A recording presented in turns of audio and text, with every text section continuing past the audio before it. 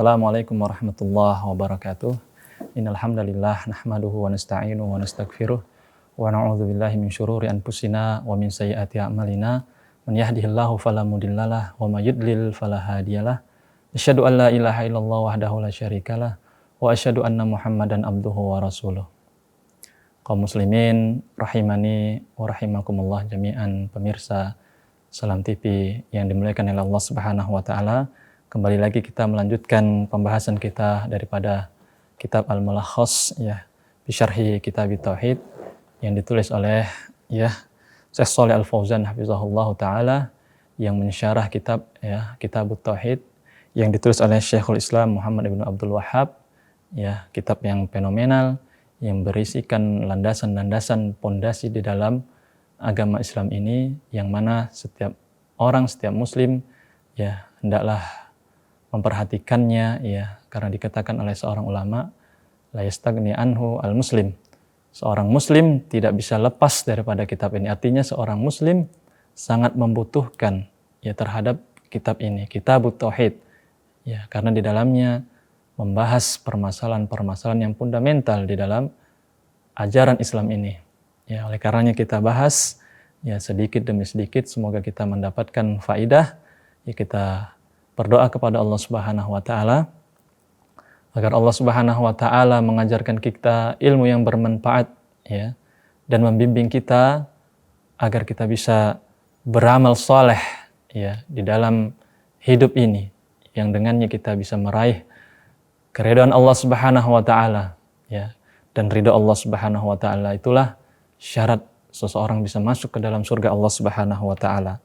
Kaum muslimin rahimani wa rahimakumullah jami'an, pertemuan sebelumnya telah kita bahas beberapa ayat yang dibawakan penulis di dalam Kitab Tauhid ini.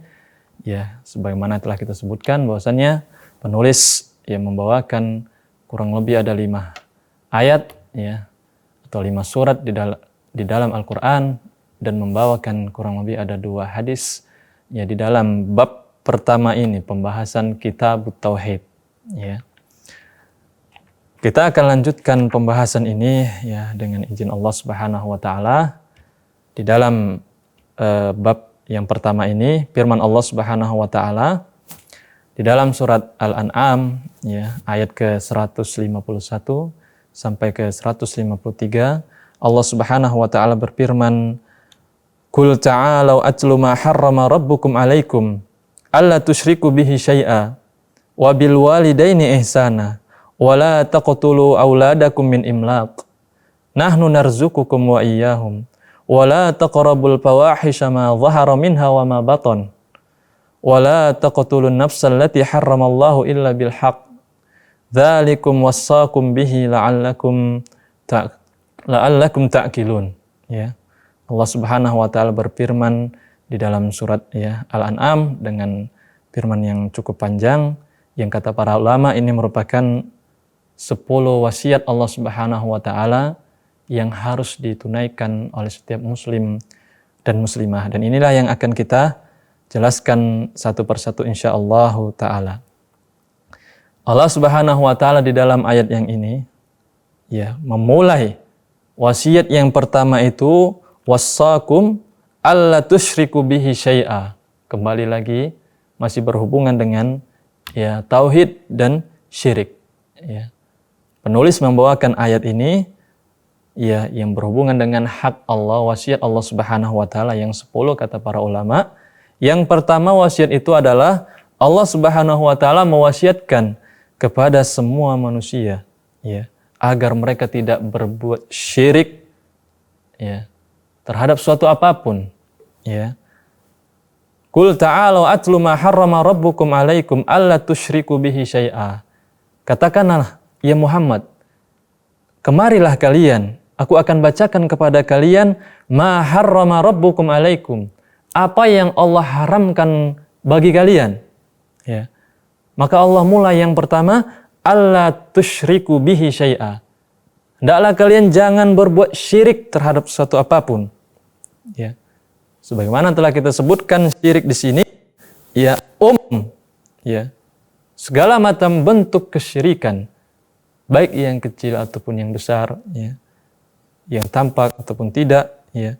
Fayashmul kulla musyrik bihi min anwa'il ma'budat min dunillah, ya. Wa kullu musyrikin fihi min anwa'il ibadah. Ya, mencakup semua segala macam jenis kesyirikan, ya.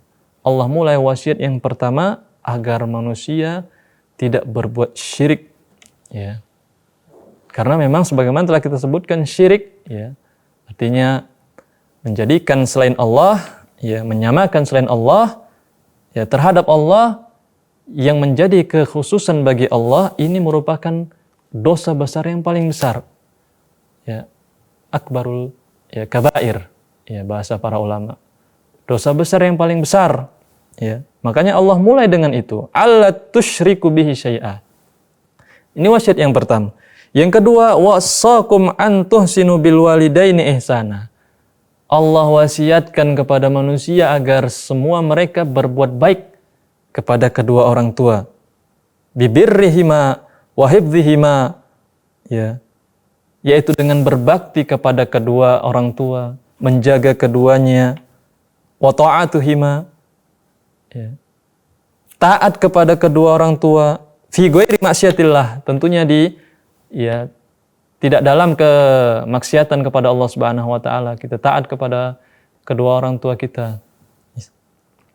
Wa tarku at-tarafu alaihima, ya.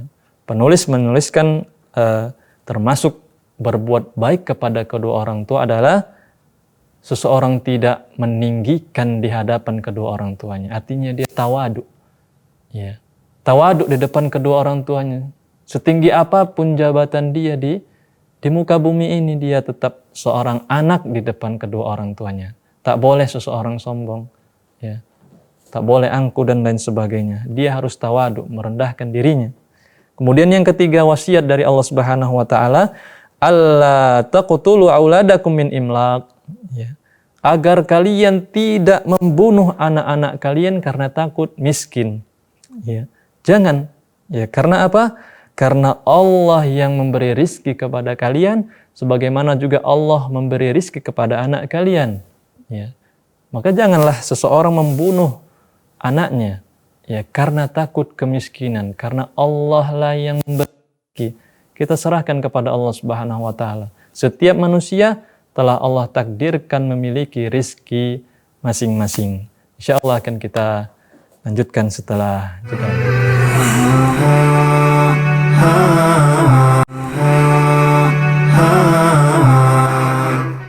Alhamdulillah, wassalatu wassalamu ala rasulillah ya ma'ba'du. Telah kita sebutkan tadi 3 wasiat Allah Subhanahu wa taala di dalam surat, ya, Al-An'am ayat ke-151. Kita akan lanjutkan wasiat yang berikutnya.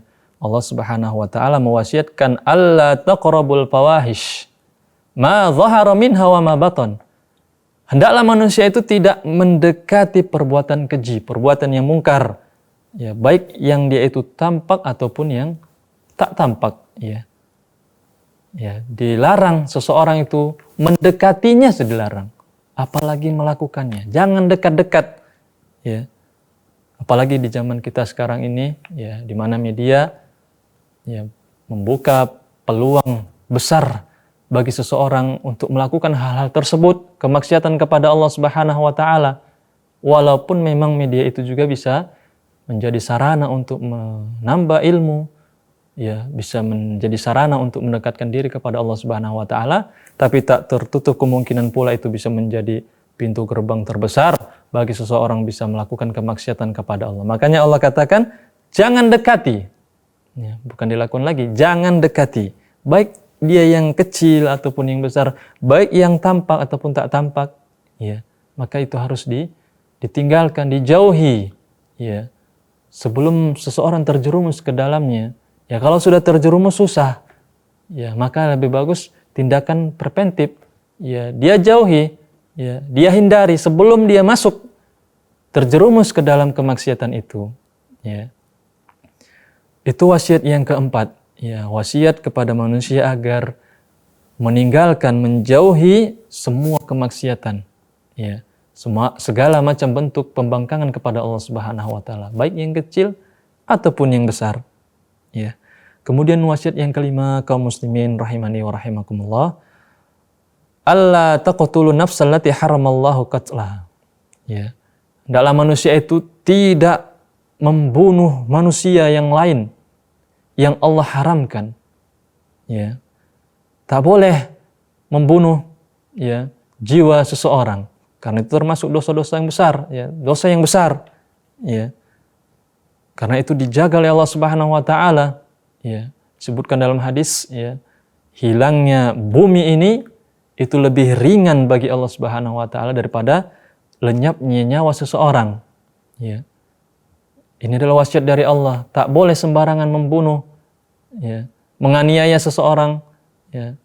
Mereka punya hak untuk hidup, ya, kecuali apa yang Allah bolehkan, ya, seperti qisas, ya, orang yang berzina yang telah menikah, ya, atau orang-orang yang keluar dari Islam, ya.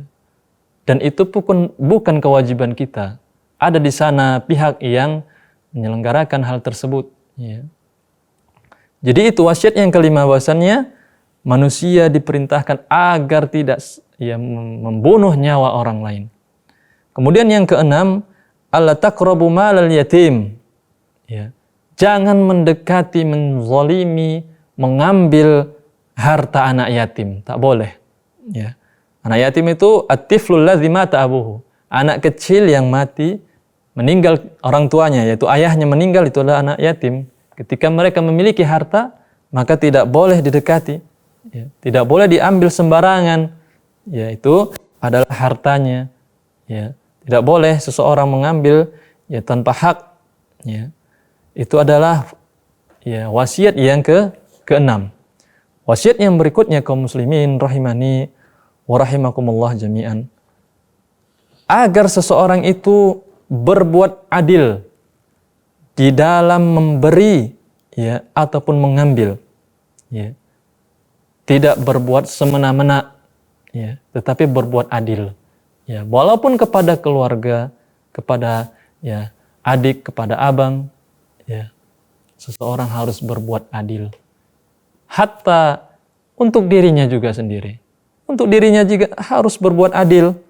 Ya, karena keadilan adalah termasuk ya maqasid syariah. Maksud daripada syariat ini adalah menciptakan keadilan.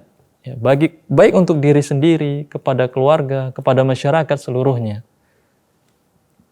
Kemudian wasiat yang selanjutnya di dalam ayat yang telah kita bacakan tadi, ya Allah Subhanahu wa taala mewasiatkan agar ya wa bi ahdillahi aufu, ya, agar melaksanakan ya janjinya kepada Allah Subhanahu wa taala. Dalam hal ini dia bertakwa kepada Allah, taat kepada Allah, melaksanakan perintah Allah dan meninggalkan semua larangan-larangan Allah Subhanahu wa taala.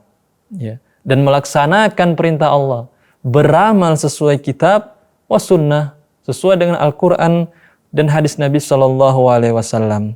Ya, itu adalah wasiat yang ke-9, agar manusia itu taat kepada Allah Subhanahu wa taala, mengikuti semua perintahnya dan meninggalkan semua larangannya, ya. Kemudian yang terakhir, ya, yang ke-10, Allah Subhanahu wa taala berfirman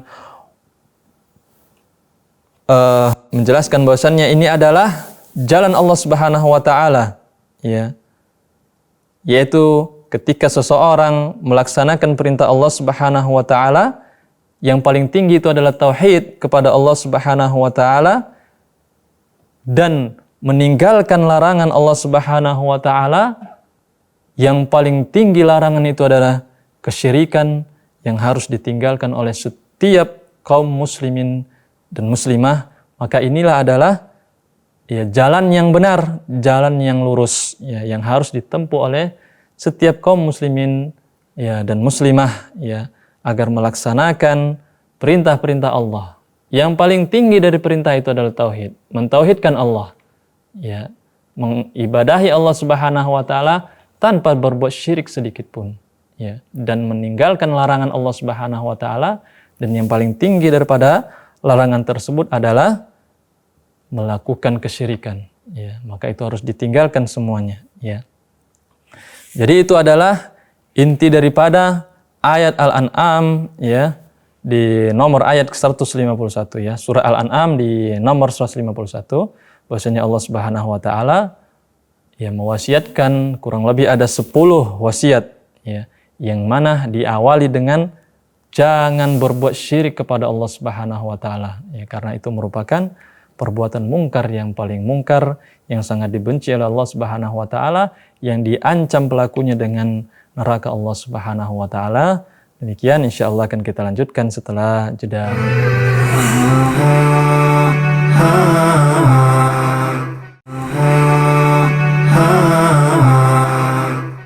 Bismillah, alhamdulillah, wassalatu wassalamu ala rasulillah, ya amma ba'du.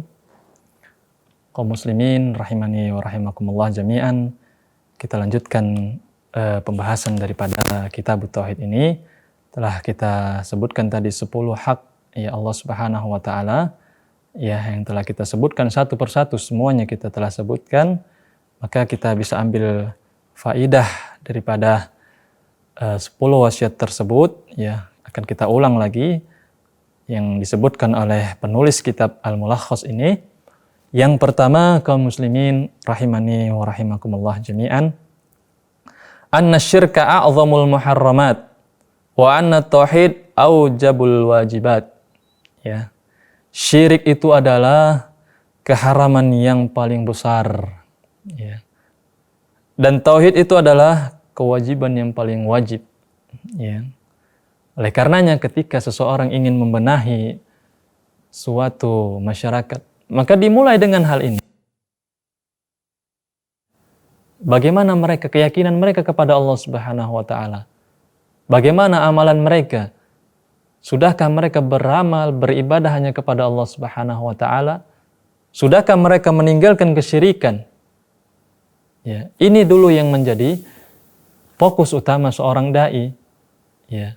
Sebelum lagi dia menjelaskan permasalahan-permasalahan amalan ya, seperti puasa, sholat dan lain sebagainya. Ya. Ini menjadi prioritas. Ya, bukan berarti kita meninggalkan masalah-masalah fikih, amalan harian. Tidak, tapi skala prioritas penting diperhatikan oleh setiap dai penyeru kepada Allah Subhanahu wa taala agar mengikuti cara para nabi dan para rasul. Ya, mereka memulai dakwah mereka dengan ini. Ya, menjelaskan tauhid dan menjelaskan syirik. Ya, karena mereka akan membangun amal di atasnya. Ya. Apabila dibangun amal di atas tauhid, maka diterima Allah Subhanahu wa taala. Tapi sebaliknya tatkala amalan dibangun di atas kesyirikan kepada Allah, amalan itu tak akan naik ke sisi Allah Subhanahu wa taala. Kemudian disebutkan pula bahwasannya yang kedua faidah yang bisa disimpulkan ya, bahwasannya seseorang harus ya berbuat baik kepada kedua orang tua ya. Dan hak kedua orang tua itu sangatlah besar ya, disebutkan di dalam ayat ini ya.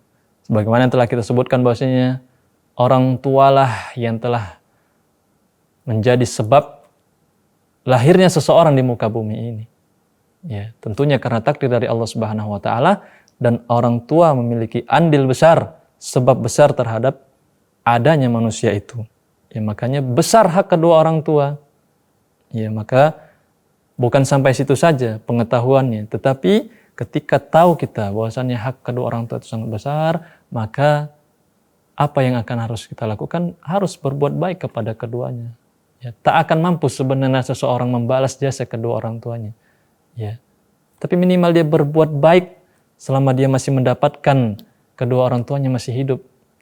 Tapi tatkala sudah tidak ada lagi, maka diperintahkan untuk senantiasa berdoa kepada Allah Subhanahu wa taala agar mereka diampuni Allah Subhanahu wa taala.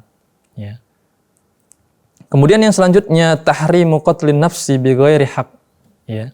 Faedah yang selanjutnya haramnya membunuh jiwa tanpa hak. Ya. Tidak boleh. La siyama idza kana al-maqtul min dzawil qurba. Apalagi yang dibunuh itu adalah saudara. Ya, maka sangat besar dosanya. Tak boleh. Kemudian faedah yang selanjutnya tahrimu akli malil yatim. Ya, haramnya memakan harta anak yatim. Ya. Kemudian yang selanjutnya, wujubul adli fil aqwali wal af'ali 'alal qaribi wal ba'id. Wajibnya berbuat adil, baik dalam perkataan ataupun perbuatan. Ya, wajib kita berbuat adil, baik kepada orang yang dekat dengan kita, saudara kita, teman kita, ataupun orang yang jauh dari kita. Ya. Kita tetap berbuat adil kepada siapapun. Ya. Kepada siapapun kita harus berbuat adil, sportif. Ya. Tidak boleh menzalimi siapapun. Ya. Hatta ma'al kuffar. Bahkan sama orang-orang kuffar pun tak boleh kita menzalimi. Ya. Kemudian faedah yang bisa kita simpulkan, wujubul wafa'i bil ahdi, wajibnya menepati ya janji itu. Ya, ketika seseorang memiliki janji, ya maka dia harus tepati. Janji seseorang kepada Allah Subhanahu wa taala agar seseorang beribadah kepada Allah, maka harus ditepati. Ya. Harus ditepati, taat kepada Allah Subhanahu wa taala, ya. Kemudian faedah yang bisa disimpulkan, wujubu ittiba'id dinil Islam wa tarki ma'adahu. Wajib hukumnya mengikuti agama Islam ini dan meninggalkan yang selainnya. Innad dina indallahil Islam. Agama yang di sisi Allah itu adalah agama Islam. Maka wajib kita mengikutinya. Ya, serius dalam mengikutinya. Ya, mempelajarinya tentunya terlebih dahulu. Yang dengan dia paham agama Islam ini, dia bisa amalkan yang dia pahami. Dia bisa ikuti yang dia pelajari. Ya, seseorang tidak akan bisa mengikuti agama Islam ini kalau dia tidak mempelajarinya. Dan ilmu itu bukanlah warisan. Ilmu itu innamal ilmu bitta'allum. Ilmu itu didapati dengan belajar. Ya. Belajar dengan cara membaca, dengan cara bertanya, ya, menghadiri majelis ilmu, mendengarkan kajian, memutar kaset dan lain sebagainya. Yang dengannya seseorang bisa mengikuti agama Islam ini. Seorang tidak akan bisa mengikuti agama Islam ini tanpa belajar terlebih dahulu. Kemudian yang selanjutnya, annat tahlil wa tahrim haqqullah. Bahwasannya pengharaman, penghalalan itu semuanya adalah hak Allah Subhanahu wa taala. Ya, tak ada hak bagi seseorang untuk mengatakan ini halal, ini haram. Tidak ada. Itu semua adalah murni hak Allah. Allah yang bisa mengharamkan, Allah pula yang bisa menghalalkan. Ya. Demikian yang bisa kita sampaikan pada kajian ini. Semoga kita bisa mengambil faidah dan bisa kita terapkan di dalam kehidupan kita. Kita bangun pondasi ya dengan kuat, yang di atasnya kita bisa bangun amalan sehari-hari kita, dan insya Allah akan diterima oleh Allah Subhanahu wa taala apabila amalan itu dibangun di atas pondasi yang kuat, dibangun di atas akidah tauhid yang lurus, yang benar. Ya, demikian yang bisa kita sampaikan. Kurang dan lebih kita mohon maaf. Wa akhiru da'wana anil hamdulillahirabbil alamin. Assalamualaikum warahmatullahi wabarakatuh.